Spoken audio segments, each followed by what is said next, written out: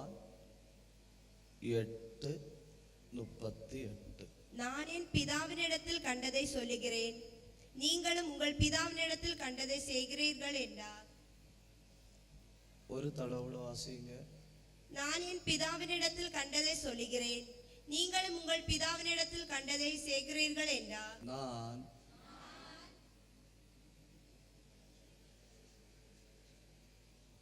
நான் என் பிதாவினிடத்தில் கண்டதை சொல்லுகிறேன். ஒரு தடவை கூட சொல்லுங்க. ஒரு தடவை கூட சொல்லுங்க.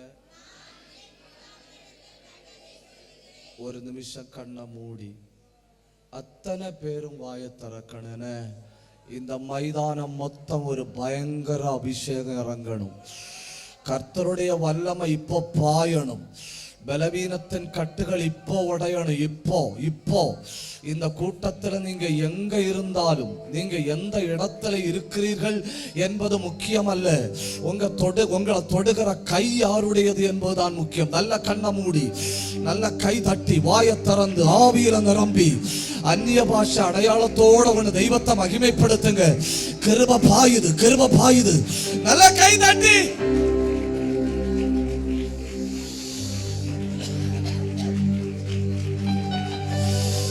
ರಾಗದನ ರಿಗದನ ಗಮಗದನ ಕಡಗತನ ಪ್ರೌಢಬತ್ತನ ರಿಯಂಧರ ಬಂದರ அல்கபர சந்தல் கபர பரபரபரப.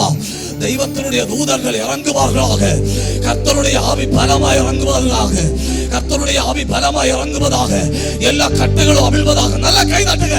நல்ல வாயை திறந்த அபிஷேகம் பெற்றவர்கள்.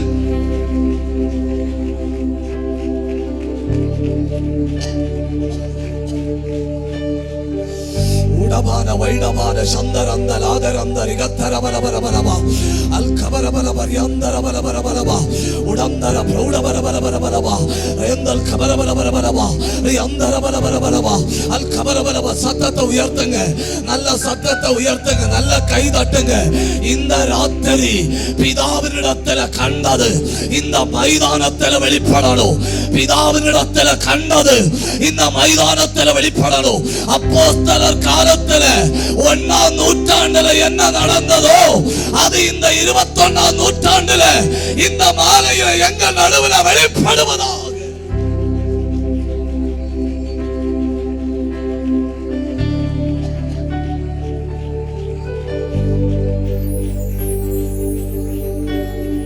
கையை உயர்த்தி வானசேனா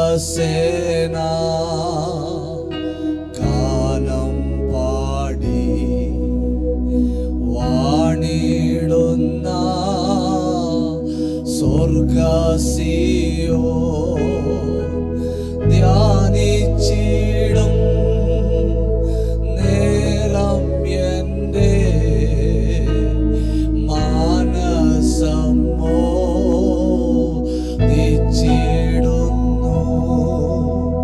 ധ്യാനിച്ചിടും നേരം എൻ്റെ മാനസം ിടുന്നു. ഉയർത്തിയിടും ഞാൻ എൻ്റെ കൺകൾ തുണയരുളും വൻകീറിയിൽ. ഉയർത്തിയിടും ഞാൻ എൻ്റെ കൺകൾ തുണയരുളും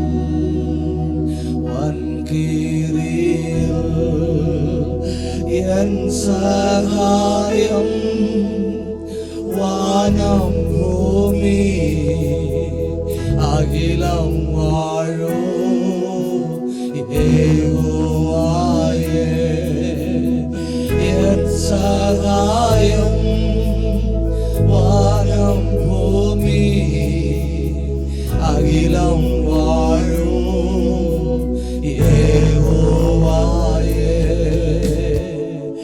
ഉയർത്തിയിടും ഞാൻ എൻ്റെ കൺകൾ തുണയരുളും വൻകീരിയിൽ.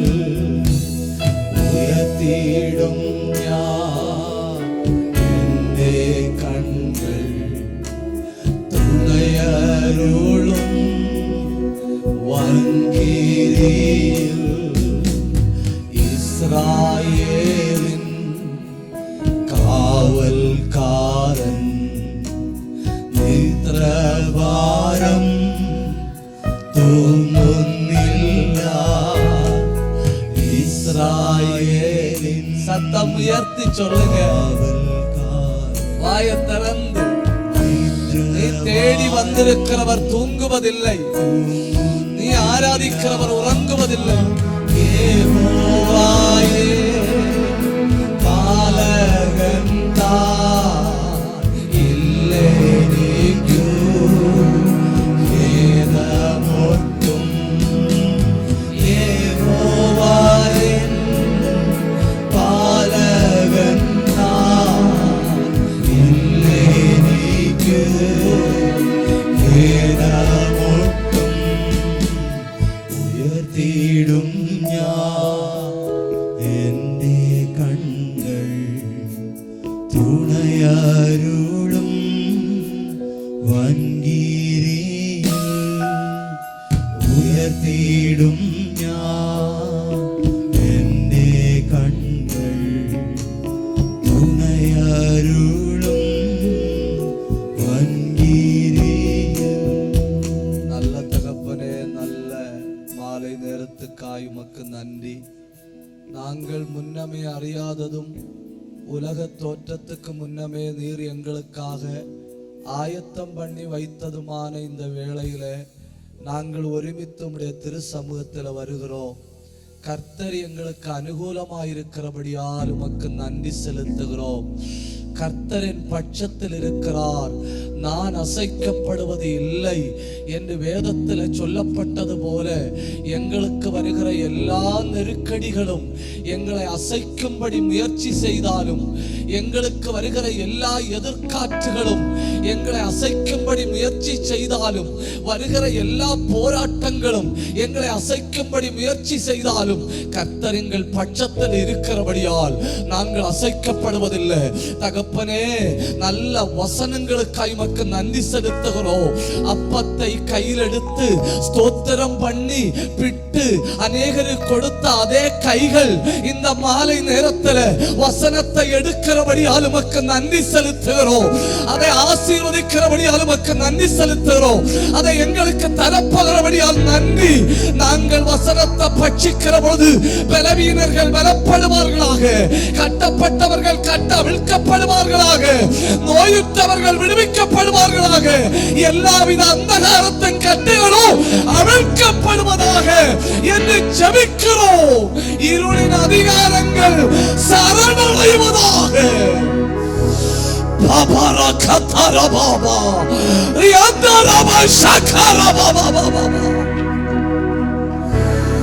தேவ பிரசன்னம் ஒரு அலை போல எங்கள் நடுவில் வீசிக்கொண்டிருக்க வேண்டும் என்று ஜெபிக்கிறோம். இந்த சத்தம் போகிற இடங்களில் எல்லாம் உம்முடைய தூதர்களை அனுப்புவீராக. உம்முடைய பரிசுத்த ஆவி புறப்பட்டு செல்வதாக. நல்ல ஆவியானவருடைய ஆளுகை இந்த மைதானம் முழுக்க உண்டாயிருக்கணும். நாளைய தினத்திலிருந்து தொடர்ந்து நடக்கிற கூட்டங்களுக்கு எல்லாவற்றையும் தேவரீர் அனுகூலமாக்கி தாரும்.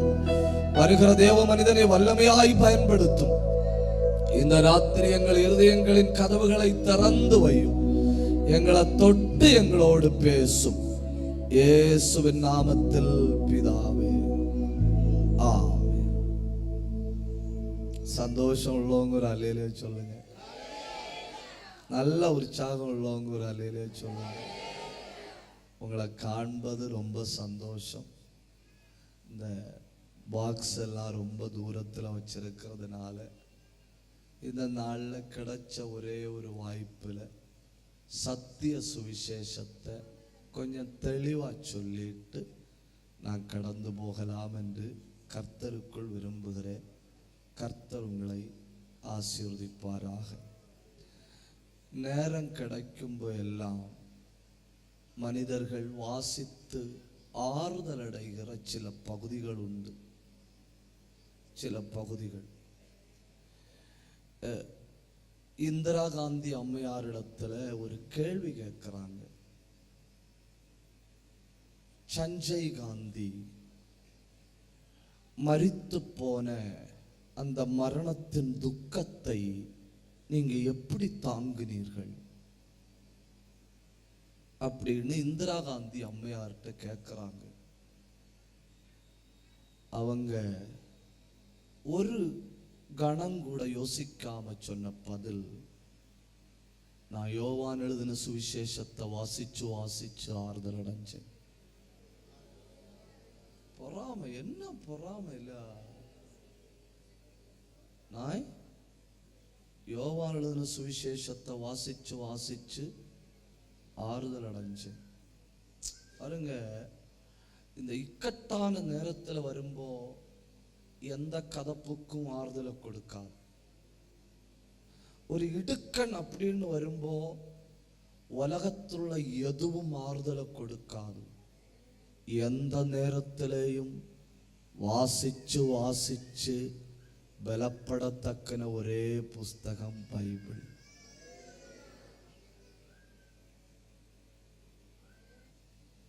அப்போ கொஞ்சம் கவனிங்க. நீங்க மற்ற சுவிசேஷங்களுக்கு இல்லாத சில முக்கியத்துவங்கள் யோவான் எழுதின சுவிசேஷத்துக்கு உண்டு. ஏன் யோவான் எழுதின சுவிசேஷத்துக்கு மற்ற புஸ்தகங்களுக்கு இல்லாத முக்கியத்துவம் உண்டுன்னு கேட்டா, யோவான் எழுதின சுவிசேஷம் மட்டும் ஒரு ஒரு ஒரு ஒரு முக்கியமான காரியத்தை அடிப்படையாக கொண்டு, அதாவது 8 என்கிற வார்த்தை அதுல அடிப்படையா இருக்கும். ஒண்ணு, யோவான் எழுதின சுவிசேஷத்துல 8 அற்புதங்கள் உண்டு. எத்தனை அற்புதங்கள்? 8 அற்புதங்கள். யோவான் எழுதின சுவிசேஷத்துல இயேசுவின் 8 பிரசங்கங்கள். நீங்க எப்ப பாருங்க, ஒரு பிரசங்கம் ஒரு அற்புதம், ஒரு அற்புதம் ஒரு பிரசங்கம், அப்படி போகும். அப்போ 8 அற்புதம், 8 பிரசங்கம். அப்புறம் யோவான் எழுதின சுவிசேஷத்துல இயேசுவின் 8 ஜபங்கள். எத்தனை ஜபங்கள்? 8 ஜபங்கள். அதுல முக்கியம் என்னன்னு கேட்டா, பைபிள்ல சில பகுதிகளில் சில மனிதர்கள் ஜெபித்த ஜபங்கள் ஒரு அதிகாரம் அவங்க ஜெபித்த ஜபம். உதாரணம், எஸ்ரா ஜெபித்த ஜபம் ஒரு அதிகாரம், சாலமோன் ஜெபித்த ஜபம் ஒரு அதிகாரம், தானியேல் ஜெபித்த ஜபம் ஒரு அதிகாரம். அவங்க எல்லாம் ஜெபித்த ஜபம் ஒரு அதிகாரம். ஒரு அதிகாரம் முழுக்க ஜெபம் பண்ணி இருக்கிறார்கள். நீங்க இந்த மீனின் வயிற்றுக்குள்ள இருந்து யோனா ஜெபம் பண்ணார் இல்லையா, அந்த ஜெபம் ஒரு அதிகாரம். ஆனா பைபிள்ல மிகப்பெரிய ஜெபம் இயேசுவின் ஜெபம். அது யோவான் எழுதின சுவிசேஷத்திலே இருக்கு. அல்லேலூயா. அப்புறம் 8 தடவை நானே அப்படின்னு சொல்லுகிறது யோவான் எழுதின சுவிசேஷத்தில் இருக்கு. நானே வாசல், நானே மெய்யான திராட்சை செடி, நானே வாசல், நானே நல்ல மேய்ப்பன், நான் ஆபிரகாமுக்கு முன் நானே இருக்கிறேன். இப்படி ஐயாம், நான் என்கிற அந்த ஸ்டேட்மெண்ட் 8 தடவை பார்க்க முடியும். நீங்க வாழ்க்கையில இதுவரை கேட்டிராத ஒரு வார்த்தை. அது என்ன வார்த்தை? இயேசு யோவான் 8:38 சொல்றாரு, நான் கண்டதை சொல்லுகிறேன், நான் கண்டதை சொல்லுகிறேன். அப்படின்னா இயேசுவானவர் பிதாவினிடத்திலிருந்து எதையோ கண்டிருக்கிறார், எதையோ கண்டிருக்கிறார். அப்படி இயேசு என்ன கண்டார்? இப்ப கண்டு செய்கிறவங்க உண்டு, கேட்டு செய்கிறவங்க உண்டு. உதாரணம், நீங்க யோவான் 3ஆம் அதிகாரத்தை பாருங்க. கேட்டு செஞ்சது யாரு சொன்னதை கேட்டு? யாரு சொன்னதை கேட்டு? பாம்பு சொன்னதை கேட்டு செஞ்சார் ஏவாள். இயேசு சொல்றாரு, நான் கண்டதை சொல்லுகிறேன். ஒரு கூட்டம் கேட்டதை செய்து, யாரு பேசுறாங்க, என்ன பேசுறாங்க, பைபிள்ல இருக்கா, ஆதியாகமம் முதல் வெளிப்படுத்தல் வரை சொல்லி இருக்கா, அது ஒண்ணும் மேட்டர் கிடையாது. கேட்டோம், செய்கிறோம். இயேசு கண்டதை சொல்லுகிறார். அந்த காலத்துல இயேசு தன்னுடைய கண்ணுக்கு முன்ன கண்ட 5 காரியங்களை நான் சொல்லுவேன். இயேசு தம்முடைய கண்ணுக்கு முன்ன கண்ட 5 காரியங்கள். அந்த 5 காரியங்களை கண்டுட்டு என்ன சொன்னார் அப்படிங்கறத சொல்லுவேன். அப்புறம் நான் சொல்ல போறது, இயேசு பிதாவினிடத்திலிருந்து கண்டு என்ன செய்தார். பிதாவினிடத்திலிருந்து கண்டு என்ன செய்தார், இவ்வளவும் சொல்லிட்டு 2க்கும் ஒரு 5 கருத்துக்களை சொல்லிட்டு நாம ஜெபிக்க போறோம். நான் நேற்றைக்கு கொஞ்ச நேரம் உட்கார்ந்து யோசிச்சப்போ என்னுடைய உள்ளத்துல பலமாய் தாக்கின ஒரு வார்த்தை, அதாவது இந்த வசனத்தை தியானித்து கொண்டிருக்கும்போ என்னுடைய உள்ளத்தை ஆழமாய் தாக்கின ஒரு வார்த்தை. அது என்ன தெரியுமா? ஜப அறையில உட்கார்ந்து கேட்கணும், ஜப அறையில உட்கார்ந்து பார்க்கணும், ஜப அறையில உட்கார்ந்து கேட்கணும், ஜப அறையில உட்கார்ந்து பார்க்கணும். அப்புறம் வெளியே வந்து பேசணும், செய்யணும். உங்களுக்கு புரியல? உங்களுக்கு புரியல? ஜப அறையில உட்கார்ந்து கேட்கணும், ஜப அறையில உட்கார்ந்து பார்க்கணும். இது 2 நடந்தா ஜப அறையில உட்கார்ந்து ஆண்டவர் என்ன சொல்றாருன்னு கேட்டால், ஜப அறையில உட்கார்ந்து தேவ மகிமையை கண்டால் வெளியே வந்து பேசலாம், செய்யலாம். ஒரு நிமிஷம் இந்த மைதானம் மொத்தம் மூடத்தக்க ஒரு தேவ பிரசன்னம் இந்த இடத்தை மூடும்படி நல்ல கை தட்டி வாயை திறந்து, அடையாளங்கள் நடந்துன்னு பேசுவதற்கல்ல, அடையாளங்கள் நடப்பதை காணணும். நல்ல சத்தமா கை தட்டி வாயை திறந்து ஆவியில நிரம்பி ஒன்று தெய்வத்தை மகிமைப்படுத்துங்க. நல்ல வா திறந்து ஆண்டவரை மகிமைப்படுத்துங்க.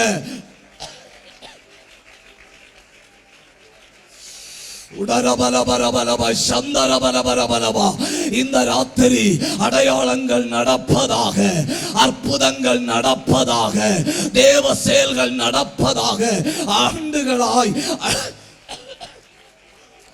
அழியாத கட்டுகள் அழிவதாக, இடியாத கோட்டைகள் இடிவதாக, அந்தகார வல்லமைகள் முறிந்து விடுவதாக. நல்ல ஆவியில போராடுங்க. மைதானம் மொத்தம் தெய்வத்தினுடைய பிரசன்னமும் உற்சாகத்தின் ஆவியும் பாய்வதாக.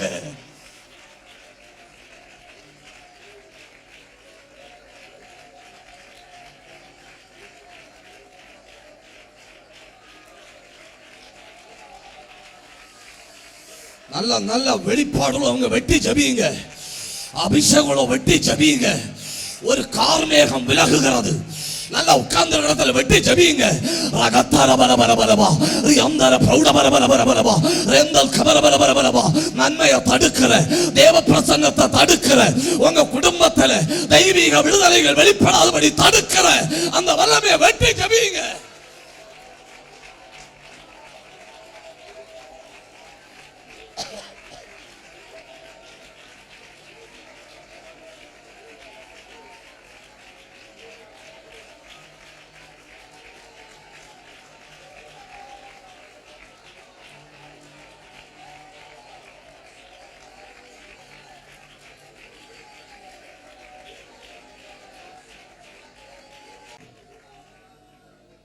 தேவ பிரசன்னத்தோட கவனிக்கணும். தேவ ஜனங்களுக்கு இடையில 5 செகண்ட் கூட சத்துருவுக்கு இல்லை, 1 செகண்ட் கூட சத்துருவுக்கு இல்லை. நம்மள மொத்தம் தேவ பிரசன்னம் ஆளுக செஞ்சுட்டே இருக்கணும். ஒரு அல்லேலியா உற்சாகமா சொல்லுங்க, சந்தோஷமா ஒரு அல்லேலியா சொல்லுங்க. சரின்னு நீங்க கவனிக்கணும். ஒரு பெண்மணி இடத்துல ஒரு ஆள் ஓடி போய் கேட்கிறாரு, இந்த உலகத்துல பைபிள்ல சொல்லி இருக்கிறதுல உங்களுக்கு ரொம்ப பிடிச்சமான வசனம் என்ன? ஒவ்வொரு ஆட்களுக்கு ஒவ்வொரு வசனம் ரொம்ப பிடிக்கும். சில ஆட்கள்கிட்ட கேட்டா உங்களுக்கு ரொம்ப பிடிச்ச வசனம் என்ன? இன்று முதல் நான் உன்னை ஆசீர்வதிப்பேன். சில ஆட்களுக்கு ரொம்ப பிடிச்சது என்ன, நீ ஒரு நாளும் வெட்கப்படுவதில்லை. சில ஆட்களுக்கு பிடிச்சது என்ன, நீ கைவிடப்படுவதில்லை. அந்த பெண்மணிடத்துல பைபிள்ல உங்களுக்கு பிடிச்ச வசனம் என்னன்னு கேட்ட உடனே அந்த பெண்மணி சொல்லுது, பைபிள்ல எனக்கு ரொம்ப பிடிச்ச வசனம் after it came to pass. இந்த காரியங்களுக்கு பின்பு அதாக்கும் எனக்கு பிடிச்சமான வசனம். உடனே அந்த கேட்ட ஆளு கேட்குது, ஏன் இவைகளுக்கு பின்பு அப்படிங்கிற வசனம் வார்த்தை உனக்கு ரொம்ப பிடிச்சிருக்கு? அப்ப அந்த பெண்மணி சொல்லுது, வாழ்க்கையில என் குடும்பத்துல தங்கும்படி சத்துரு பல பிரச்சனைகளை அனுப்பி விட்டான், ஆனா அவைகளுக்கெல்லாம் பின்பு. கை உயர்த்தி ஒரு அல்லேலூயா சொல்லுங்க. உண்மைதானே இல்லையா? உங்க குடும்பத்துல வந்து தங்கும்படி சத்துரு நோயை அனுப்பினான், ஆனா அதற்கு பின்பு. உங்க குடும்பத்துல வந்து தங்கும்படி சத்துரு தோல்வியை அனுப்பினான், ஆனா அவைகளுக்கு பின்பு. உங்க குடும்பத்தில் வந்து தங்கும்படி சத்துரு பிரச்சனைகள் அனுப்பினா, அவைகளுக்கு பின்பு. சத்துரு அனுப்பின ஒண்ணு உங்க வாழ்க்கையில வந்து தங்கல்ல, அதெல்லாம் போய்விட்டது. தெய்வ பிரசன்னம் மட்டும் தங்கினது என்று சொல்றவங்க மட்டும் கை தட்டி ஆண்டவரை மகிமைப்படுத்துங்க. ஹல்லேலூயா.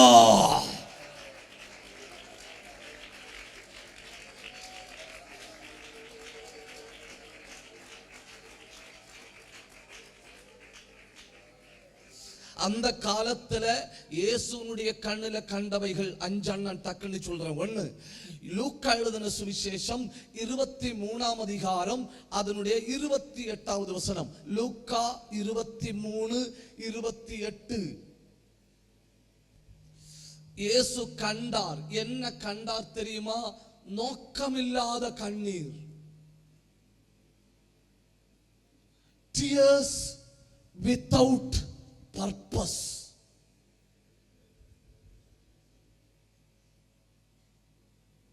அவர் சிலுவை எடுத்துட்டு போறாரு, திரும்பி பார்த்து சொல்றாரு, நீங்கள் எனக்காக அழாமல். என்ன? எனக்காக அழாமல். கண்ணீர் வருது, ஆனா நோக்கம் இல்லை. ஜெபிக்கிறார்கள், நோக்கமில்லை. அழுகிறார்கள், நோக்கமில்லை. இப்ப அவர் ஒரு நோக்கத்தை சொல்லி கொடுக்கிறாரு. நீங்க அழ வேண்டாம். யாருக்காக? எனக்காக. எனக்காக நீங்க அழ வேண்டாம்னு சொன்னதுனால நீங்க அழக்கூடாதுன்னு இல்லை. நீங்க அழணும். யாருக்காக? உங்களுக்காகவும் உங்க சந்ததிகளுக்காகவும் அழுங்கள். ஒரு நிமிஷம் இருக்கிற இடத்துல வலது கையை உயர்த்தி பிடிங்க. அத்தனை பேரும் வலது கையை உயர்த்தணும். என்ன? அத்தனை பேரு கண்ணை மூடி எங்க சந்ததியை காப்பாற்று ஆண்டவரே. ஒரு நிமிஷம் ஜெபிங்க. ஒரே ஒரு நிமிஷம் வாத்திறந்து ஜெபிங்க. எங்க சந்ததியை காப்பாற்றணும். எங்க சந்ததியை காப்பாற்றணும். ஒரு துள்ளி கண்ணீர் விட முடிஞ்சா தெய்வ சமூகத்தில் ஒரு துள்ளி கண்ணீர் விடுங்க. சந்ததிகளை வேட்டையாடுகிற பாவம், சந்ததிகளை வேட்டையாடுகிற அந்தகார வல்லமை, சந்ததிகளை வலுக்கட்டாயமா பிடிச்சு வச்சிருக்கிற அசுத்த ஆவிகள், இப்போ நீ இந்த மைதானத்தில் உட்கார்ந்து சந்ததி ஒரு துள்ளி கண்ணீர் விட முடியுமாறா? சந்ததிக்கு மேல விழுந்த சாபத்தின் சங்கிலிகள் வெட்டப்படுகிறது. நல்ல வாயை திறக்கணும். நல்ல வாயை திறக்கணும். ஏதோ சில குடும்பங்களில் இந்த வார்த்தைகளை சொல்லிக் கொண்டிருக்கும் போது பிள்ளைகள் விடுவிக்கப்படுகிறார்கள். அதுனம் கதனம் கவன கதனா அந்தல் கவந்தனா. பிள்ளைக்காக போராடி ஜெபிக்கிற பிள்ளைக்கு மேல தெய்வத்தினுடைய வல்லமை வருகிறது. எந்த பிள்ளையின் காரியத்தை நீ கண்ணீரோட தேவ பாதத்தில் வைத்தாயோ அந்த பிள்ளை உனக்கு ஆச்சரியமாய் மாறுகிறது.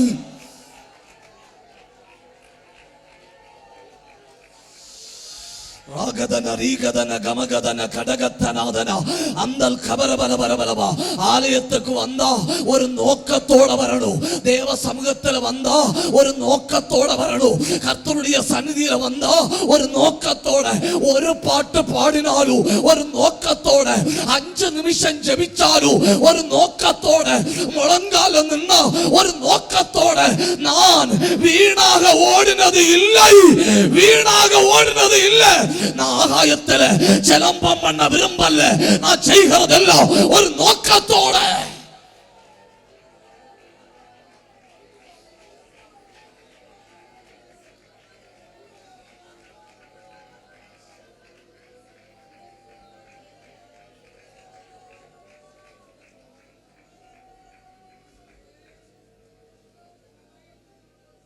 இயேசு அந்த காலத்துல ஒன்னாவது கண்டது என்ன தெரியுமா? நோக்கமில்லாத கண்ணீர். நோக்கமில்லாத கண்ணீரை கண்டோன்னு அவர் சொல்றாரு, கண்ணீர் விலையேற பெற்றது. ஆனா அந்த கண்ணீர் ஒரு நோக்கத்தோட இருக்கணும். இரண்டாவது இயேசு என்ன கண்டார் தெரியுமா? லூக்கா 4ஆம் அதிகாரம் 17 முதல் 19 தம்மை குறித்து எழுதியிருக்கிறதை கண்டு. எதை கண்டு? வாசிக்க வேண்டாம்.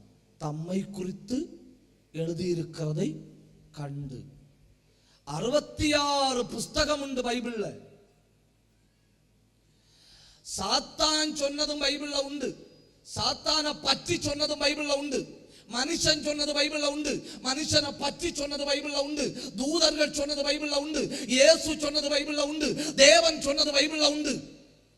வரலாறு உண்டு, விஞ்ஞானம் உண்டு, கணிதம் உண்டு, இதெல்லாம் பைபிள்ல உண்டு. பல ஆட்களுக்கு பிரச்சனை என்ன தெரியுமா? அவங்களுக்கு பைபிள் உள்ள சயின்ஸ் தெரியும், அவங்களுக்கு பைபிள் உள்ள ஹிஸ்டரி தெரியும், அவங்களுக்கு பைபிள் உள்ள ஆர்கியாலஜி தெரியும். அவங்களுக்கு ஒரே பிரச்சனை, தங்களை பற்றி சொல்றது இதுவரை தெரியாது. எது தெரியாது? தங்களை பற்றி சொல்றது தெரியாது. இயேசு சொந்த ஊர்ல வந்தாரு, சொந்த ஊர்ல வந்து பைபிளை கையில எடுத்தாரு. கையில எடுத்த உடனே கண்டது என்ன தெரியுமா? இது என்னை பற்றி பேசுகிறது. ஒரு நிமிஷம் ஒரு அல்லேலூயா சொல்லுங்க. மருதங்கோடு தேசமே, இந்த சபையே, இந்த ராத்திரி இது வேற யாருக்கும் இல்லை. அந்த 1 கிலோமீட்டருக்கு அப்புறத்தில் உட்கார்ந்து கேட்டுக்கொண்டிருக்கிற யாருக்கும் அல்ல. இது உனக்கு, உனக்கு. இது என்னை பற்றி சொல்லுகிறது. இயேசு தம்மை பற்றி சொல்லுகிறதை கண்டாரானால் வேதத்தை திறக்கும் போதெல்லாம் நான் காண வேண்டியது இது என்ன பற்றி, இது என்ன பற்றி, இது என்ன பற்றி. இது என்ன பற்றி தான் பேசுது அப்படிங்கிற உணர்வோட பைபிளை திறக்கிறவ என்ன காண்பா தெரியுமா? நான் பாவி என்பதை காண்பா. இது என்னை பற்றி பேசுகிறது அப்படின்னு சொல்லி திறக்கிறவன் எனக்கு ஒரு ரட்சகர் உண்டுன்னு காண்பா. இது என்ன பற்றி பேசுகிறது அப்படின்னு திறக்கிறவன் ஞானஸ்நானம் உண்டுன்னு காண்பா. இது என்னை பற்றி பேசுகிறது அப்படின்னு திறக்கிறவன் பரிசுத்தாவி உண்டுன்னு காண்பா. இது என்ன பற்றி பேசுது அப்படின்னு திறக்கிறவன் தெய்வ ராஜ்யத்தை காண்பான்.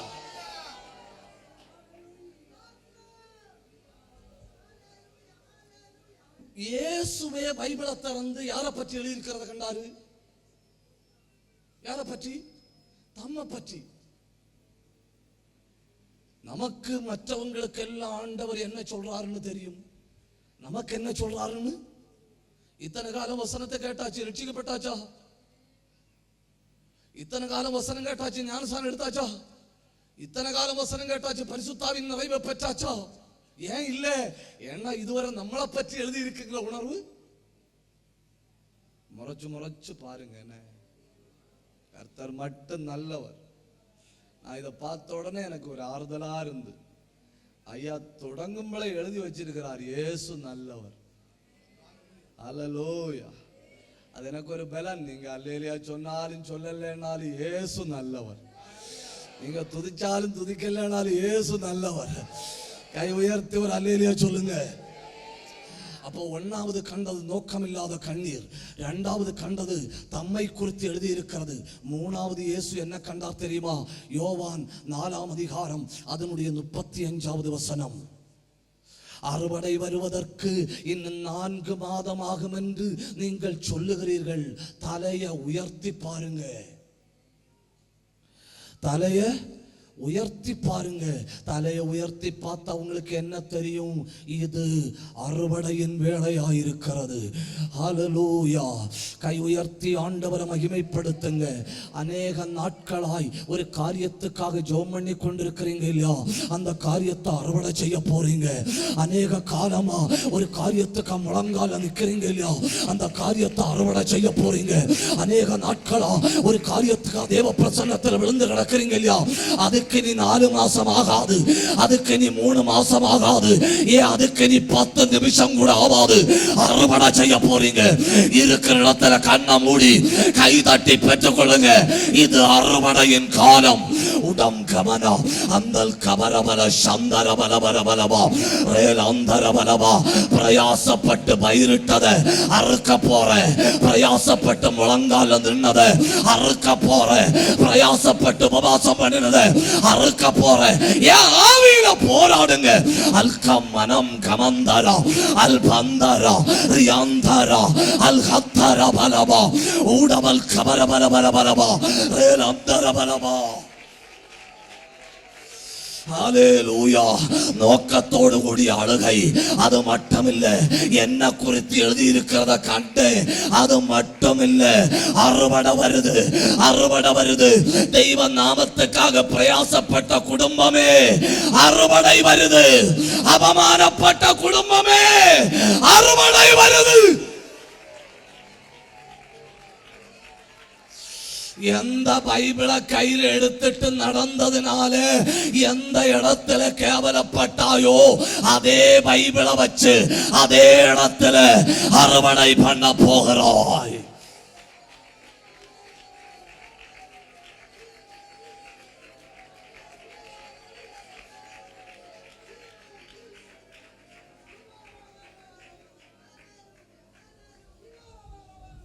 பாத்தீங்களா? அந்த காலத்துல இயேசு காண்கிறார்.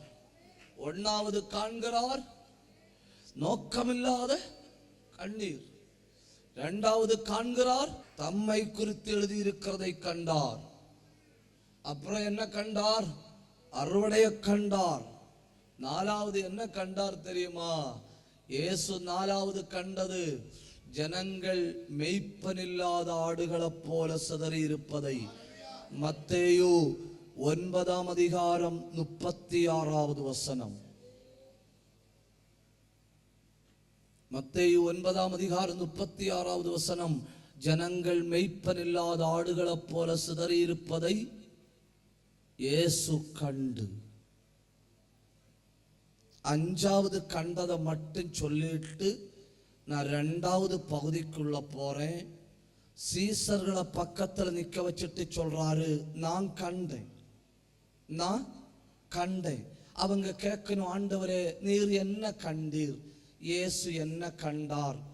லூக்கா 10ஆம் அதிகாரம் அதனுடைய 18வது வசனம். நான் கண்டேன். என்ன கண்டேன்? சத்துரு மின்னலை போல வானத்திலிருந்து விழுவதை நான் கண்டேன். ஒருத்தன் வானத்துல உட்கார்ந்து இருக்கிறான் அப்படின்னு நீங்க ஒரு பகுதியில வாசிச்சா உடனே நீங்க என்ன புரிஞ்சுக்கிடணும்? அவன் ஆளுகை செய்ய முயற்சிக்கிறான். அவன் ஆளுகை செய்ய முயற்சிக்கிறான். இப்போ அவன் விழுந்ததை கண்டேன் அப்படின்னு சொன்னா அவனை கர்த்தர் ஆளுகையிலிருந்து കീഴെ തള്ളിനാർ.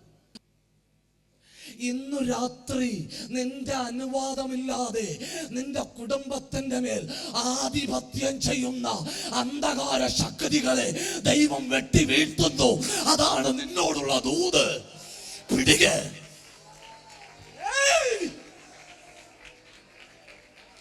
നിന്റെ അനുവാദമില്ലാതെ നിന്റെ തലമുറയെ വാഴുന്ന ഇരുട്ടിന്റെ ശക്തികളെ എന്റെ ദൈവം വെട്ടുന്നു. അത് നിന്നോടുള്ള ദൂത്. പിടിക.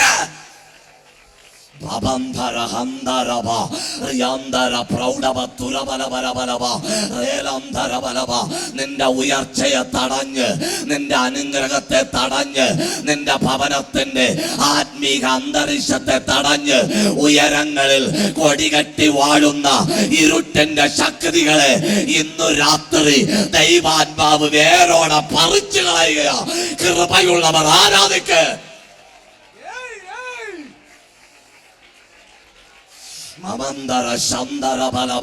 இந்த மைதானத்தில் இருக்கிற அத்தனை பேரும் காணணும், சத்துரு விழுவத அத்தனை பேரும் காணணும். இந்த ராத்திரி அந்தகார சக்திகள் வீழட்டு. இத்தனையும் தெய்வ மக்கள் ഒരുമിച്ച് സ്തുതിച്ചാൽ, ഇത്രയും ദൈവ மக்கள் ഒരുമിച്ച് ആരാധിച്ചാൽ,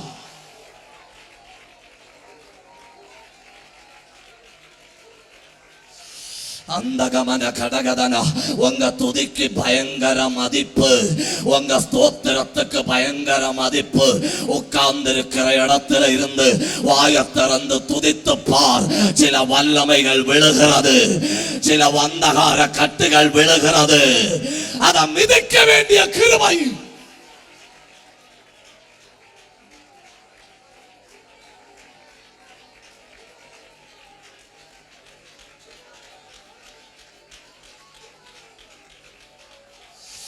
கிருபை உள்ளவங்க முன்னணியில நின்று யுத்தம் பண்ணுங்க. அபிஷேகம் உள்ளவங்க முன்னணியில நின்று யுத்தம் பண்ணுங்க. விழுகிறது விழுகிறது. சில ஆண்டுகளா நீ ஒரு காரியத்தோட போராடிட்டு இருக்க இல்லையா, இந்த ராத்திரி அது சாய்கிறது.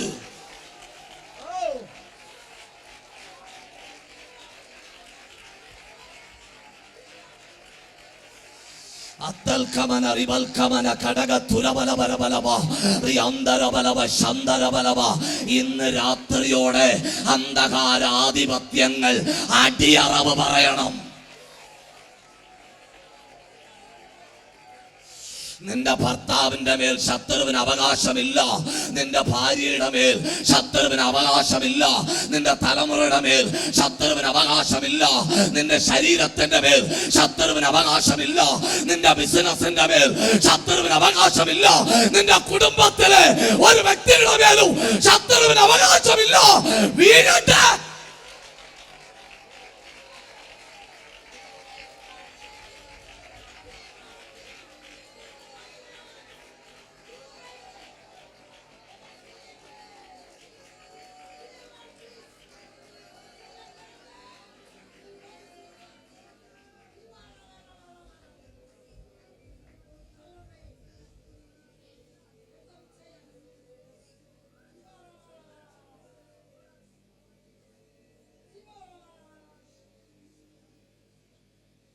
எப்படி நீ 24 மணிக்கூறும் சாத்தானை பற்றி யோசிக்கலாம்?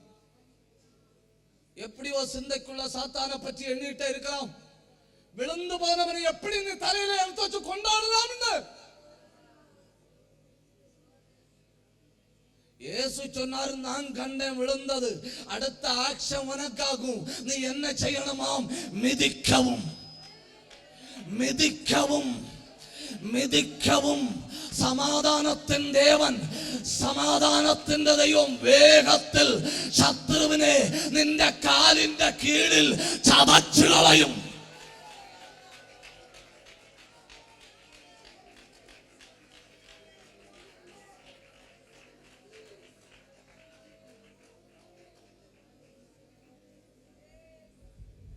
நான் இதுவரை பேசினது இயேசு அந்த காலத்தில் கண்ட 5 காரியம். இயேசு அந்த காலத்தில் கண்ட 5 காரியம். ஒன்னாவது கண்டது நோக்கமில்லாத கண்ணீர். இரண்டாவது கண்டது தம்மை குறித்து எழுதியிருக்கிறது. மூணாவது கண்டது அறுவடை. நாலாவது கண்டது மெய்ப்பன் இல்லாத ஆடுகள். அஞ்சாவது கண்டது சத்துரு விழுந்தது. இனி நாம் பேச போறது இயேசு பிதாவினிடத்தில் கண்டவை. அப்படிதானே நம்ம அந்த யோவான்ல அப்படிதானே வாசிச்சோம் இல்லையா? அங்க பாருங்க, யோவான் 8:38, நான் என் பிதாவினிடத்தில் கண்டதை. யாரிடத்தில் கண்டதை? பிதாவினிடத்தில் கண்டதை. இனி நாம் பேச போற 5 காரியம் இயேசு பிதாவினிடத்தில் கண்டதாக்கும். என்ன? ஒன்னாவது, இயேசு பிதாவினிடத்தில் என்ன கண்டார்னு பாருங்க. எவ்வளவு அழகான ஒரு வசனம்னு பாருங்க. What a beautiful word in the Bible. அது எவ்வளவு அழகா இருக்குன்னு பாருங்க. யோவான் 5ஆம் அதிகாரம் அதனுடைய 21வது வசனம். யோவான் 5:21.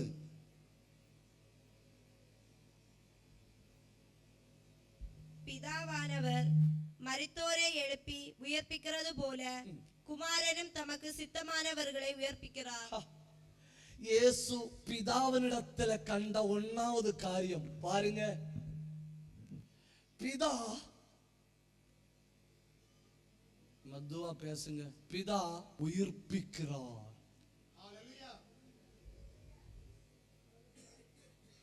பிதா என்ன செய்கிறாரு? உயிர்ப்பிக்கிறார். அப்போ பிதா உயிர்ப்பிக்கிறத குமாரன் பார்க்கிறார். பார்த்து குமாரனும் என்ன செய்யணும்? உயிர்ப்பிக்கணும். குமாரனும் என்ன செய்யணும்? உயிர்ப்பிக்கணும். அப்ப இனி நாம தோண்டி பார்க்கணும் பைபிள்ல இருந்து, பிதா எதை உயிர்ப்பிச்சாரு? பிதா எதை உயிர்ப்பிச்சாரு? அப்புறம் பார்க்கணும் குமாரன் எதை உயிர்ப்பிச்சாரு. பிதா உயிர்ப்பிக்கிறார். ஒரு தடவை கூட சொல்லுங்க. அப்படி பிதா என்ன வாக்கும் உயிர்ப்பிச்சாரு? எபிரேயர் 11 அதிகாரம் 11வது வசனம்.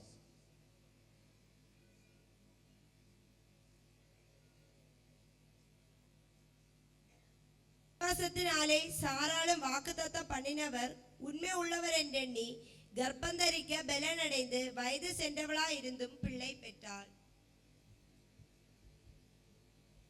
சூப்பர் இல்லையா? நான் விட மாட்டேன் உங்களை. இன்னைக்கு மரணத்திற்கு மலையாளத்தில் எத்தனை வார்த்தை உண்டு தெரியுமா? உங்களுக்கு தெரியாது இல்லையா? எனக்கும் தெரியாது. பிரசவத்துக்கு எத்தனை வார்த்தை உண்டு தெரியுமா? உங்களுக்கு தெரியாது இல்லையா? எனக்கும் தெரியாது. அதாவது 3 வகை மக்கள் உண்டு. 3 வகை மக்கள். அரச குலத்து ஜனங்கள், அப்புறம் நடுத்தர மக்கள், அப்புறம் சாதாரணமானவர்கள்.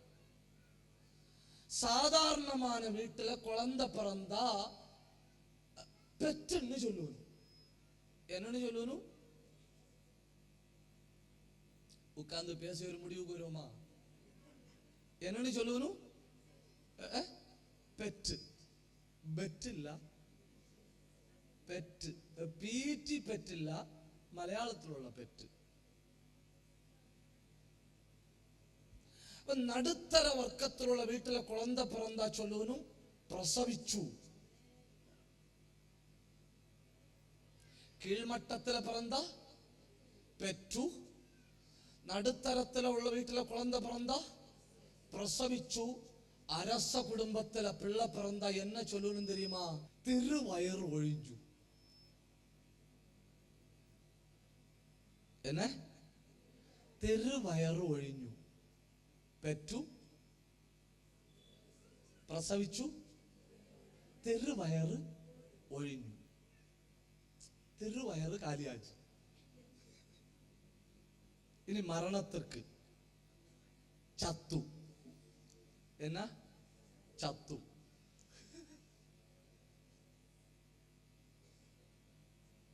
സാധാരണ വീട്ടിലെ മരണം നടന്ന എന്നെ ചൊല്ലുന്നു? ചത്തു. ഇനി ഇടത്തരം വീട്ടിലെ മരണം നടന്ന ചത്തണ്ണി ചൊല്ല മാട്ടനും. ചത്തണ്ണി ചൊന്ന കൊല്ലുവനും. അന്തരിച്ചു. നിങ്ങൾക്ക് വല്ലോ മനസ്സിലാവുന്നോ? എന്നെ ചൊല്ലുന്നു? അന്തരിച്ചു. അരൺമനയിലെ മരണം നടന്ന ചൊല്ലുവനും രാജാവ് നാട് നീങ്ങി. ചത്തു, അന്തരിച്ചു, നാട് നീങ്ങി. പെറ്റു, പ്രസവിച്ചു, തിരുവയറ് ഒഴിഞ്ഞു.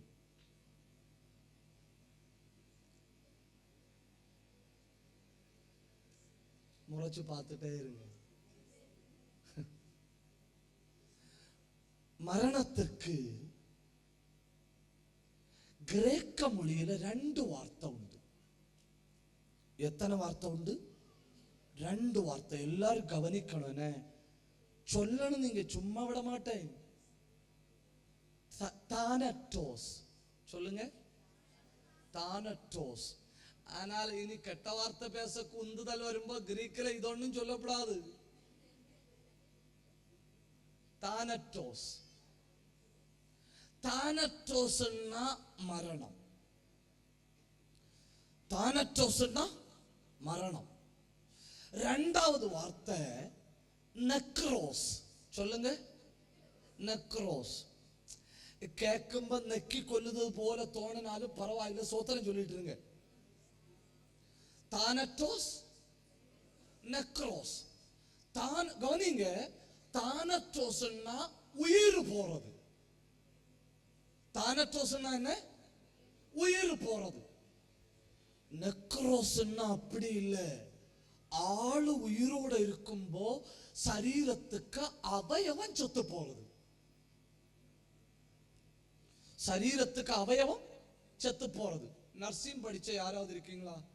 If you don't mind, can you please lift your hand?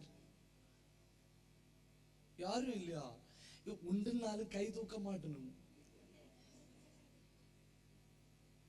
Anybody who studied nursing, please? அப்படி யாராவது இருந்தா உங்கள்கிட்ட ஒரு கேள்வி கேட்கிறேன். நெக்ரோட்டமின்னா என்ன?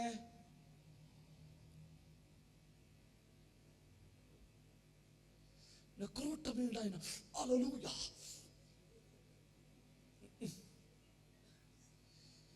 நெக்ரோட்டமின்னா உதாரணம், சாராளை இன்னைக்கு ஹாஸ்பிட்டல்ல அட்மிட் பண்ணிச்சிடணும் வைங்க. சாராளுக்கு கற்பம் என்னாச்சு? செத்து. சாராள் சாவல்ல. சாராள் என்ன செய்யல? சாவல்ல. இந்த செத்து போன கற்பம் என்ன செய்யும் தெரியுமா? சாராள கொஞ்சம் கொஞ்சமா கொல்லும். சாராள இன்னைக்கு ஹாஸ்பிட்டல்ல அட்மிட் பண்ணுனா கர்ப்பத்தை ரிமூவ் பண்ணணும். அதாக்கு நெக்ரோட்டமி. நெக்ரோட்டமின்னா சரீரத்துல ஒரு அவயவம் செத்து போனா அந்த அவயவம் உன்னை கொல்வதற்கு முன்பு அந்த அவயவத்தை நீ வெட்டணும். புரியுதா? உதாரணத்துக்கு டயபெட்டிக் வந்து விரல் செத்து போச்சுன்னு வைங்க. டயபெட்டிக் வந்து விரல் செத்து போச்சுன்னா விரல வெட்டணும். ஏன் விரல வெட்டணும்? விரல வெட்டலன்னா காலை வெட்ட வேண்டி வரும். புரியல? புரியல? ஒண்ணும் செய்ய முடியாது, காப்பாற்ற முடியாது. இனி காலை வெட்டலன்னா அதே உயிர் என்ன செய்யும்? எனக்கும் என் பிதா உயிர்ப்பிக்கிறார்.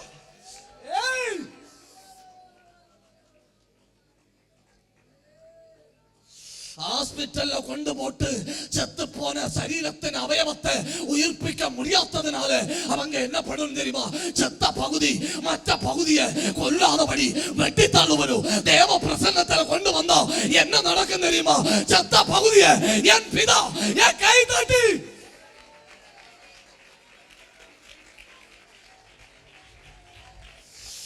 உடபதன பிரௌடபதன இந்த வார்த்தைகளை சொல்லிக் கொண்டிருக்கும்போ சரீரத்தில் ரத்தம் ஓடாத பகுதியில ரத்தம் ஓடுது.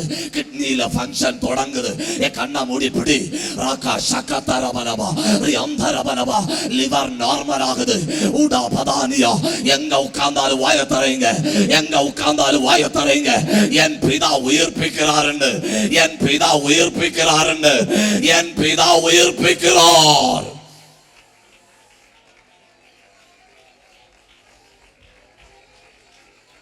நல்ல 2 நிமிஷம் வாய திறக்கணும். செத்து போன அவயவத்தோட நீ வந்திருந்தா, செத்து போன குடும்ப வாழ்க்கையோட நீ வந்திருந்தா, செத்து போன எதிர்காலத்தோட நீ வந்திருந்தா, செத்து போன பிரச்சனையோட நீ வந்திருந்தா, இந்த ராத்திரி என் பிதா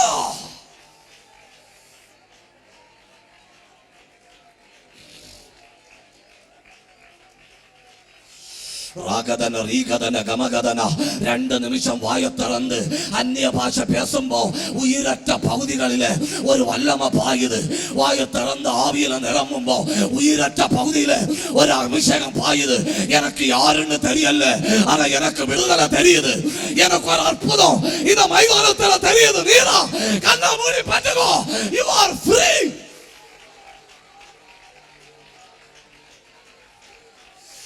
அத்தனை பேர் 2 நிமிஷம் வாயை திறங்க. 2 நிமிஷம் அந்நிய பாஷை பேசுங்க. உங்க சரீரத்தில் எந்த பகுதி செயல்படவில்லை, இப்பொழுது அந்த பகுதியில் அக்கினி இறங்குகிறது. கண்ணை மூடி கை தட்டி நல்ல வாயை திறந்து பெற்றுக்கொள்ளுங்க. அந்த பகுதியில் சிஸ்டர், அந்த விரல்ல ரத்தம் ஓடல்ல, செத்து போய்விட்டது. அது நெக்ரோஸ் ஆக்கும். என் பிதா இந்த ராத்திரி உயிர்ப்பிக்கிறார். என் பிதா உயிர்ப்பிக்கிறார். 2 நிமிஷம் அந்நிய பாஷை பேசும்படி ஏவப்படுகிறவர்கள் அந்நிய பாஷை பேசுங்க.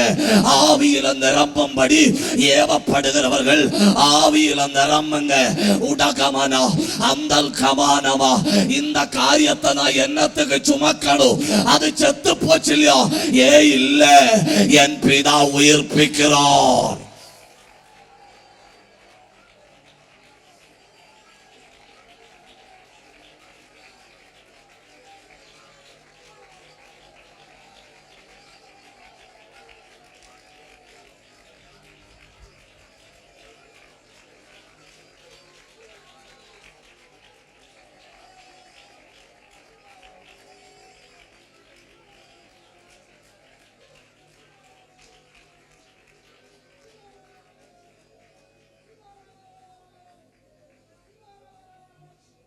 ஆளு உயிரோட தான் இருக்கு. பாத்தீங்களா? ஆளு உயிரோட தான் இருக்கு.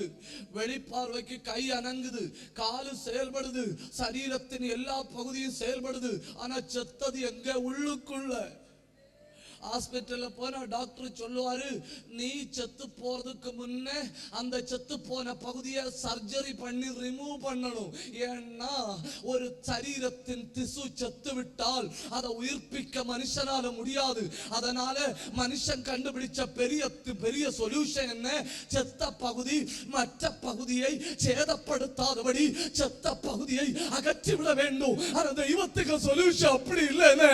தெய்வத்துக்கு சொல்யூஷன் உயிருள்ள வல்லமை செத்த பகுதியில பாய்ந்து என் பிதா உயிர்ப்பிக்கிறார்.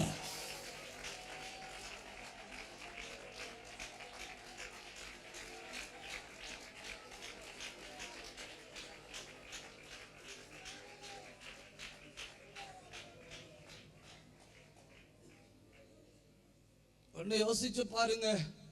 கொஞ்ச காலம் ஆபிரகாம் யாரை நம்பினான் தெரியுமா? லோத்தை. லோத்து போன பிறகு கொஞ்ச காலம் ஆபிரகாம் நம்பினது யார தெரியுமா? எலியேசரை. அப்புறம் கொஞ்ச காலம் ஆபிரகாம் நம்பினது யார தெரியுமா? இஸ்மவேலை. லோத்து, எலியேசர், இஸ்மவேல். ஏன் இப்படி மாறி மாறி நம்பிக்கை வைக்கிறான்? ஏன்னா என் மனைவியினுடைய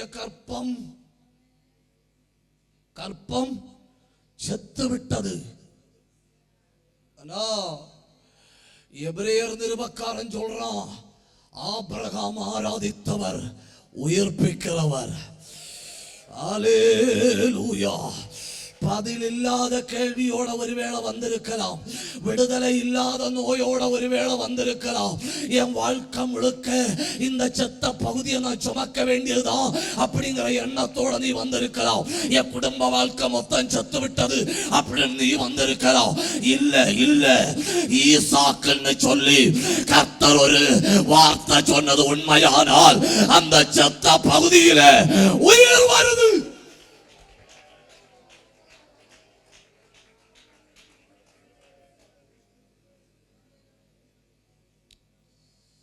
இப்ப குமாரன் சொல்ற பாருங்க, என் பிதா உயிர்ப்பிக்கிறார், நானும்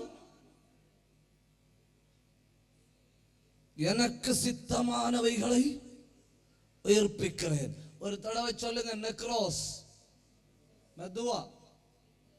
மெதுவா பேசுங்க.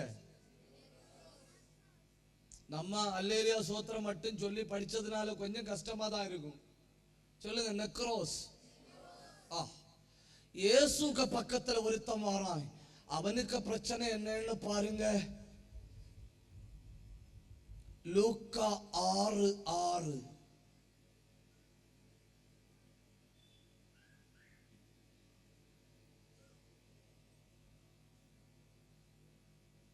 செத்த கை.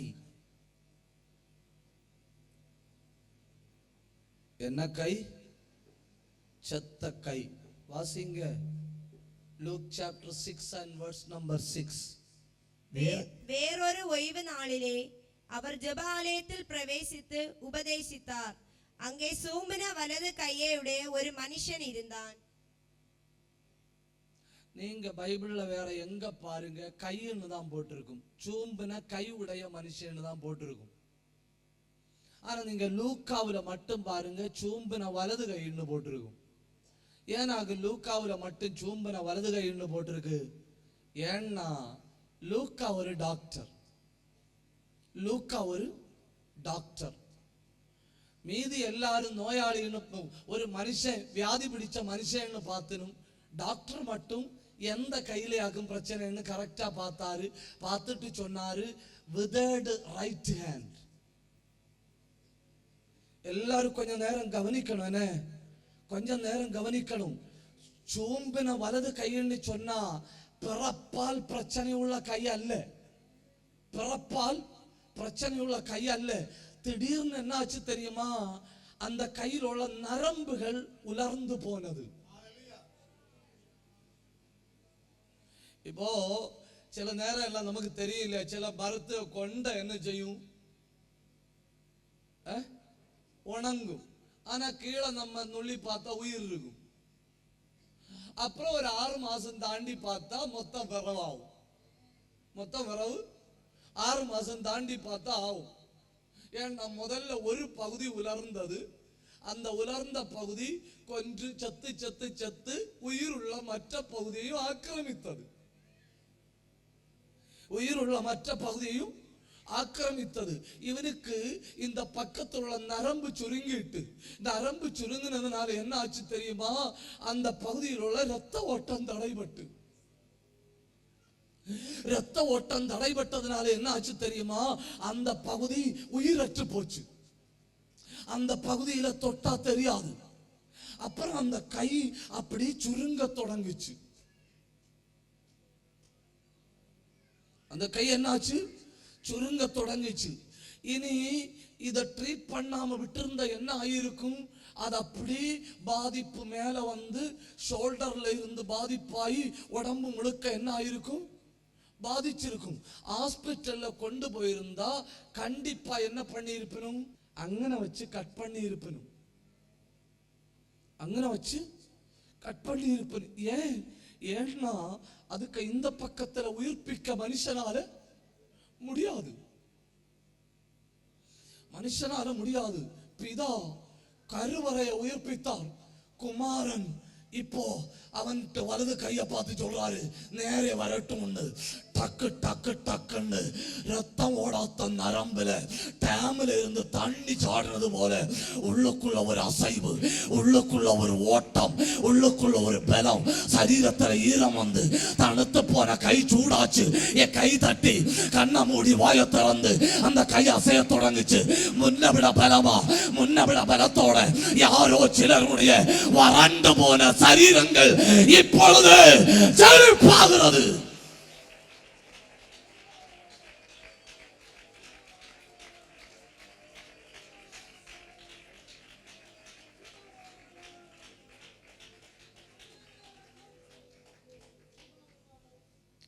யாரு தொட்டாலும் தெரியல.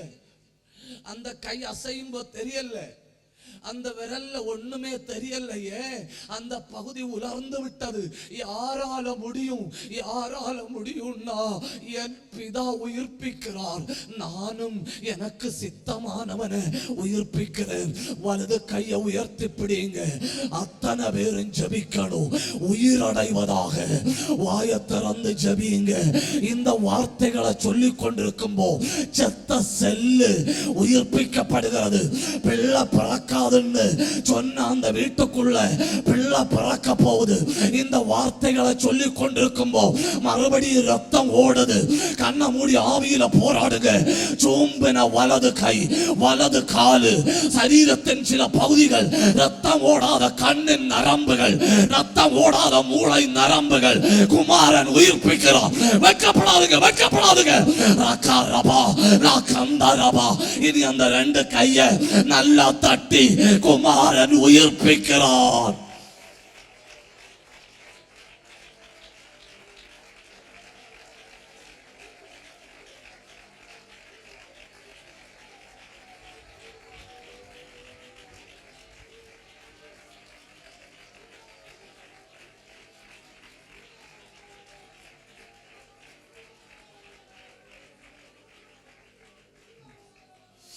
உங்க கதை முடிஞ்சுன்னு உலகம் எழுதி தள்ளி இருக்கலாம், மனுஷன் எழுதி தள்ளி இருக்கலாம், மருத்துவமும் விஞ்ஞானமும் எழுதி தள்ளி இருக்கலாம்.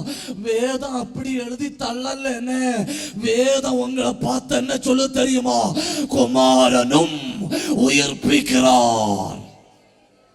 ഇന്ന് രാത്രി അതരം തുറന്ന് ഒന്ന് പ്രാർത്ഥിക്കുവാൻ നിങ്ങൾക്ക് കഴിയുമോ? എന്റെ ദൈവമേ എന്ന് നിലവിളിക്കുവാൻ നിങ്ങൾക്ക് കഴിയുമോ? ആ ചത്ത ഭാഗം മറ്റൊരു ഭാഗത്തെ കൊല്ലാതിരിക്കുവാൻ ചത്ത ഭാഗത്തിലോട്ട് ഇന്ന് രാത്രി ജീവൻ ചലിക്കുന്നു.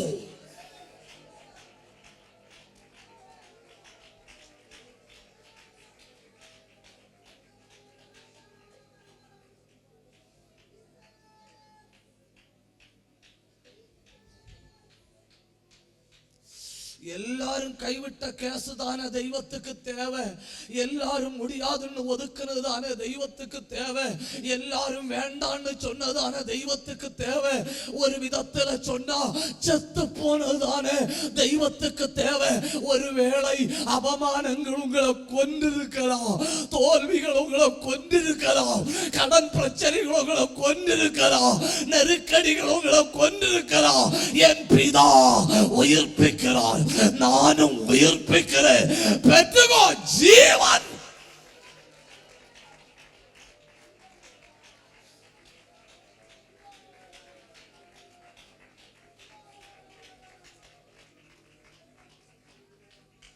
ஏன் அப்படின்னா, ஏன் இதுவரை ஆண்டவர் மௌனமா இருந்தார்?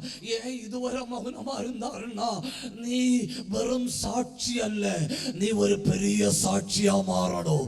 ஹல்லேலூயா. என் பிள்ளைக்கு ஏன் ஆண்டவர் இதுவரை அற்புதம் செய்யல? ஏன்னா உன் பிள்ளை பெரிய சாட்சி. என் குடும்பத்துக்குள்ள ஏன் ஆண்டவர் இதுவரை அடையாளம் செய்யல? ஏன்னா உன் குடும்பம் பெரிய சாட்சி.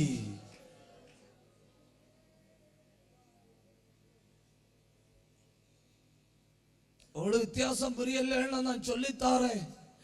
விரல் போயிட்டு விரல் அற்புதம் நடந்தா சாட்சி. வலது கை சூம்பி போய் கை நேரையானா பெரிய சாட்சி. செத்து 4 நாள் ஆனா மாபெரும் சாட்சி. உங்கள்கிட்ட போய் சொன்ன என்ன கஷ்டம் இல்ல? ஒரு அல்லேலூயா நல்லா சொல்லுங்க. அக்கிரமங்களினாலும் பாவங்களினாலும்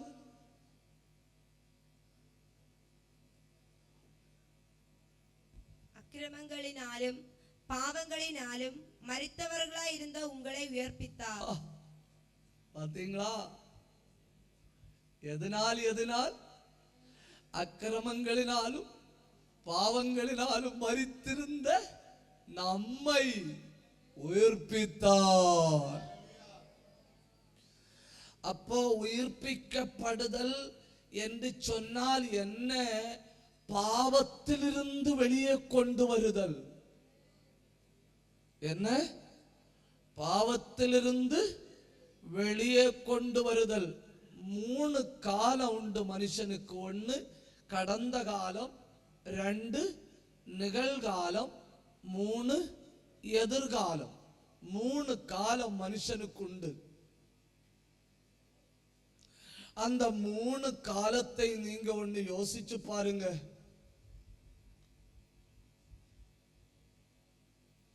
ஒண்ணு நினைச்சு பாருங்க. எல்லா மனுஷனுக்கும் கடந்த காலம் பிரச்சனையானது. எல்லா மனுஷனுக்கும் கடந்த காலம் பிரச்சனை.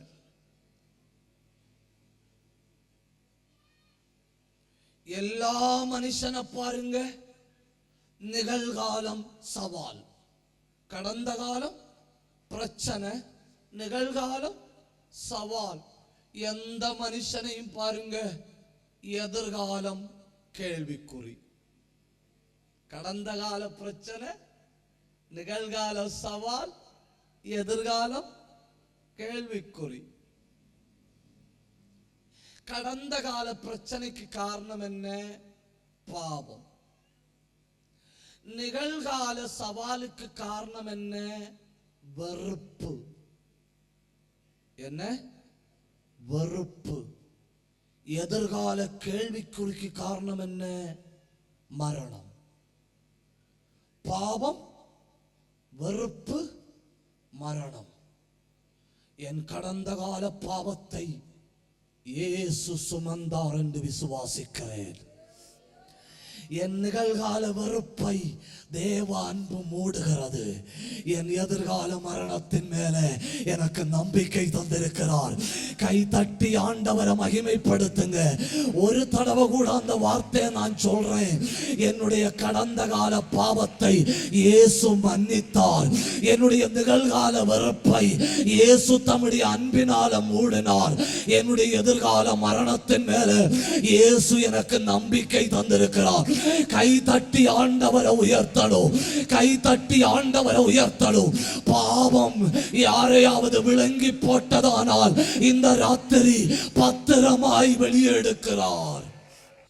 இந்த செய்தியை கவனித்துக் கொண்டிருக்கிற யாருக்காவது மறுபடியும் மறுபடியும் பழைய தவறுகள்ல போய் விழு, இச்சையில போய் விழு, சண்டை போடு, மதுபானம் பண்ணு, தீய நண்பர்களோட சேரு, கலவரத்தை பண்ணு, வீட்டுக்கு சமாதானத்தை கொடுக்காத, வீட்டுல சாப்பிட வேண்டிய ஒண்ணும் வாங்கிட்டு போவாத, சாராயத்தை குடிச்சிட்டு ஓடையிலே படுத்துரு அப்படின்னு மறுபடியும் மறுபடியும் உள்ள சத்தம் கேட்டுட்டு இருக்கன்னா நீ பாவத்தை விட்டாய். ஆனா நீ உயிரடையவில்லை. அக்கிரமங்களிலும் பாவங்களிலும் மரித்திருந்த உங்களை இயேசு உயிர்ப்பிக்கிறார். என் பிதா என்ன அழகான வசனம் இல்லையா? என் பிதாவின் இடத்தில் கண்டதை சொல்லுகிறேன். என் பிதா உயிர்ப்பிக்கிறார், குமாரனோ உயிர்ப்பிக்கிறார்.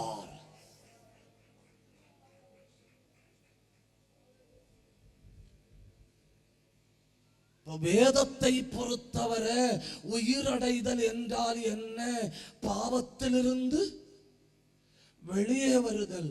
இரண்டாவது, வேதத்தை பொறுத்தவரை உயிரடைதல் என்றால் என்ன? லூக்கா எழுதின சுவிசேஷம் 15ஆம் அதிகாரம் 24வது வசனம். என் குமாரனாகிய இவன் மரித்தான், திரும்பவும் உயர்த்தான், காணாமற் போனான், திரும்பவும் காணப்பட்டான் என்றான். அப்படியே அவர்கள் சந்தோஷப்பட தொடங்கினார்கள். வேதத்தை பொறுத்தவரை உயிரடைதல்னா என்ன தெரியுமா? உறவுக்கு திரும்புதல். எதுக்கு திரும்புதல்? எதுக்கு திரும்புதல்? உறவுக்கு திரும்புதல். பாத்தீங்களா? இவன் உண்மையிலே செத்தானா? இல்ல. இவன் உண்மையிலே செத்திருந்தா இவன் என்ன பண்ணிருக்கணும்? அடக்கம் பண்ணி இருக்கணும். இவன் சாகல்ல, உயிரோடு தான் இருக்கிறான். ஆனா தகப்பன் எல்லாருக்கும் முன்ன நின்று சொல்றாரு, என் குமாரனாகிய இவன் மரித்தான். அப்படின்னா தகப்பனை விட்டு எவ்வளவு தூரம் போறியோ அவ்வளவு தூரம் அதிகமாய் சாகுறாய்.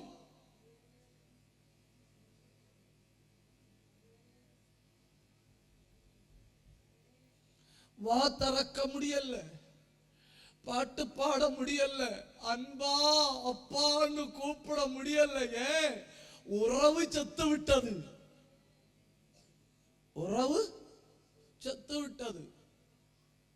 அந்த உறவு உண்டுன்னா தானே ஜெபம் பண்ணும்போ இன்னும் ஜெபிக்கணும், இன்னும் ஜெபிக்கணும், ஆராதிக்கும்போ இன்னும் ஆராதிக்கணும், பாடும்போ இன்னும் பாடணும், துதிக்கும்போ இன்னும் துதிக்கணும்.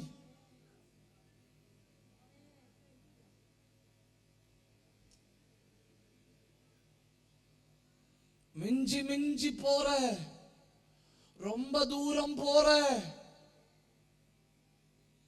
கை நீட்டி பிடிக்க முடியாத தூரத்தில் போகிறாய். அடக்கம் பண்ண முடியாத நடைபிணம், அடக்கம் பண்ண முடியாத பேருக்கு உயிரோட இருக்க லிவிங். ஆனால் ஒரு வகையில நான் என்ன ஆயிட்டேன், செத்துட்டேன். எனக்கு அப்பான்னு கூப்பிட முடியாது, அவ்வளவு துன்மார்க்கனாய் தூர ஓடி போயிட்டேன்.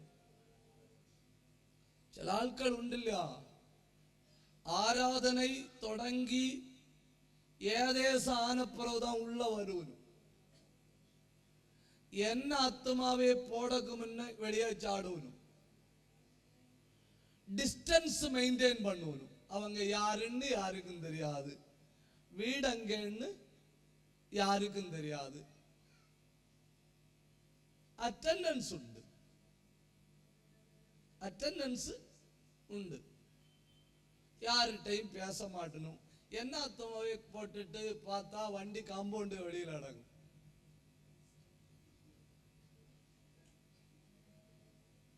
ஏன்? உறவு பிரிந்தது. எது பிரிந்தது? உறவு பிரிந்தது. ஒருவேளை வீட்டுக்குள்ள உள்ள பிரச்சனையினால கணவன் மனைவி உறவு பிரிகிற அளவில் வந்திருக்கலாம், பெற்றோர் பிள்ளைகள் உறவு பிரிகிற அளவில் வந்திருக்கலாம். இந்த ராத்திரி குமாரனும் உயிர்ப்பிக்கிறார். கை உயர்த்தி ஒரு அல்லேலியா சொல்லுங்க, உற்சாகத்தோட ஒரு அல்லேலியா சொல்லுங்க, சந்தோஷத்தோட ஒரு அல்லேலியா சொல்லுங்க. கர்த்தர் உன்னை திரும்ப அதே கிருபையில, அதே அபிஷேகத்துல, அதே வல்லமையில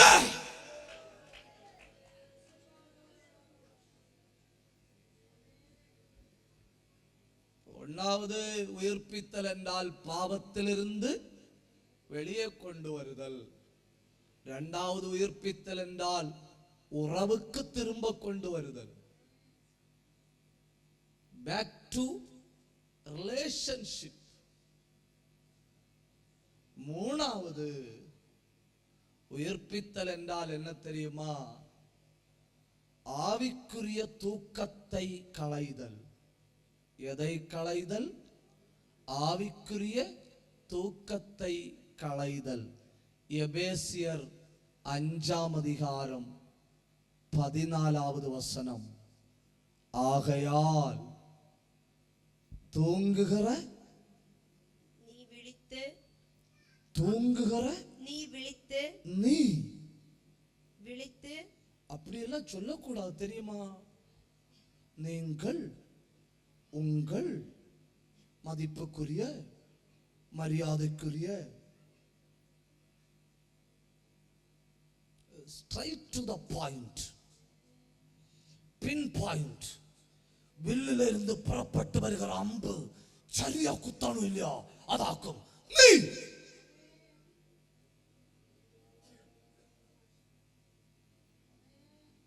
இந்த காலத்துல அப்படி சொன்னா என்ன சொல்லணும்? என்ன எய்ம் பண்ணி பேசினாரு. அவன் நம்மளை எய்ம் பண்ணியே பேசுவான். நீ யாரு வாசிச்சாலும் അവിയലുകളാണ്. നീ പക്ഷെ ഇന്ന് രാത്രി ഞാൻ പറയട്ടെ, നീ ആകയാൽ ഉറങ്ങുന്ന നീ മാർച്ചറിയിൽ കിടന്ന് ഉറങ്ങുന്ന ഡെഡ് ബോഡിയിൽ നിന്ന് നനച്ചെടുത്ത് അടക്കുവനും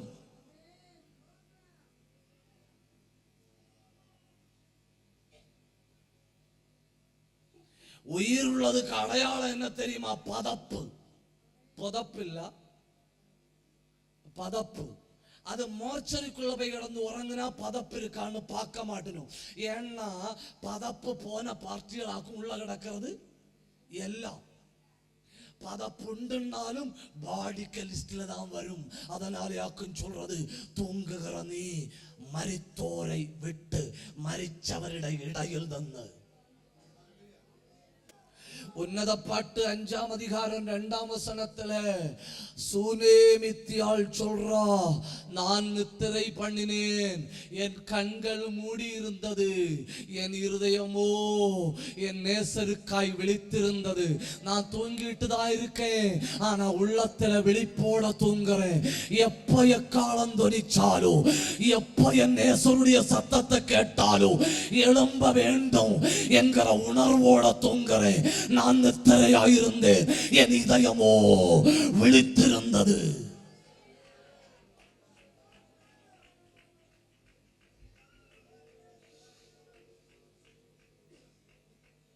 என்ன பயங்கர தேவ பிரசன்னம் இல்லை இந்த டெண்டுக்குள்ள. ஏன் தெரியுமா? உயிர்ப்பிக்கிறவர் வந்திருக்கிறார், உயிர்ப்பிக்கிறவர் வந்திருக்கிறார். இப்பமா கொஞ்சம் 2 நிமிஷம் ஆராதிக்கலாமா? എന്നേശു ജീവിക്കും ആയതിനാൽ ഞാനും എന്നേക്കും ജീവിക്കയാ. ഇനി തന്നെ പിരിഞ്ഞൊരു ജീവിതമിൽ എനിക്കെല്ലാം എന്നെ ശുഭത്രേ.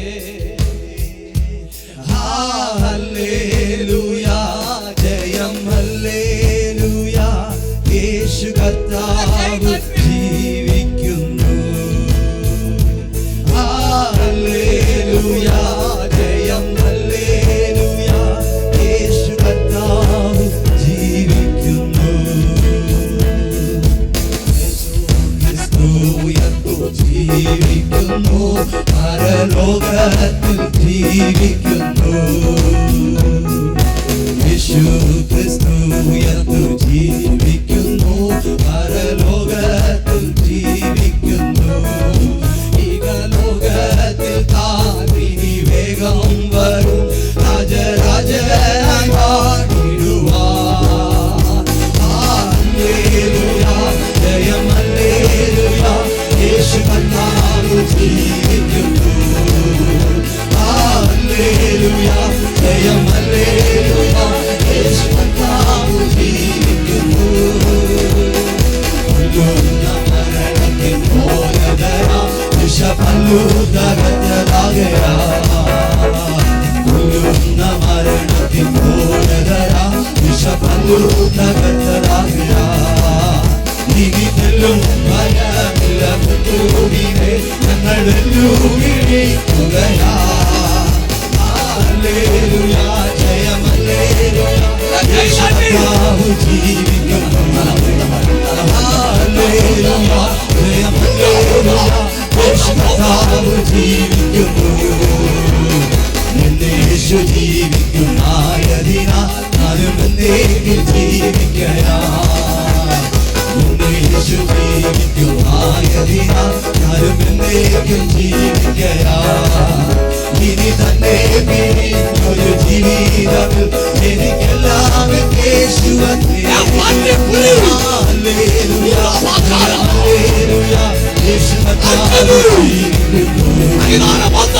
ഹല്ലേലൂയാ, ജയം ഹല്ലേലൂയാ, യേശു കർത്താവ് ജീവിക്കുന്നു. നിത്യവാസം യേശുവിൻ മുന്നിൽ മഹത്വത്തിനാ. നീലല്ലൻ നിത്യവാസം യേശുവിൻ മുന്നിൽ മഹത്വത്തിനാ.